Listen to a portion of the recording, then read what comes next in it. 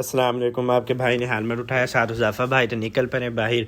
अब तो सीढ़ियों से भी हेलमेट डाल के जाते हैं। जाने इतनी सख्ती हुई पड़ी आजकल। तो वो हमारी लामोजीन खड़ी, लामोजीन पे बैठेंगे, निकल पड़ेंगे बाज़ार की तरफ। अब बाज़ार जो ना वो जो मस्जिद देख लेना, हमने इधर ही जाना है। ये बड़ी VIP मस्जिद आपको आगे दिखाएंगे। ये हम जामिया खैरुल मदारिस मदरसे पहुँच गए हैं।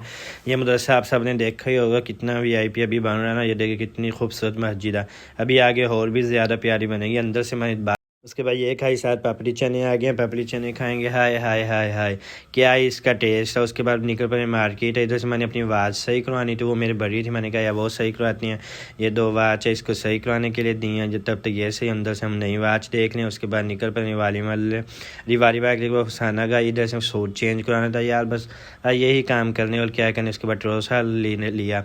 तो बस शॉपिंग में काम गुजरा सारा ना। हुज़ैफा भाई साथ, इसने भी लेना था। हमने कहा चलो इकट्ठे लेके हैं, वो लिया। फिर बूट लेने चले गए। इधर से कोई पसंद नहीं आई, वापसी घर आ गए। जो सामान लिया हुज़ैफा का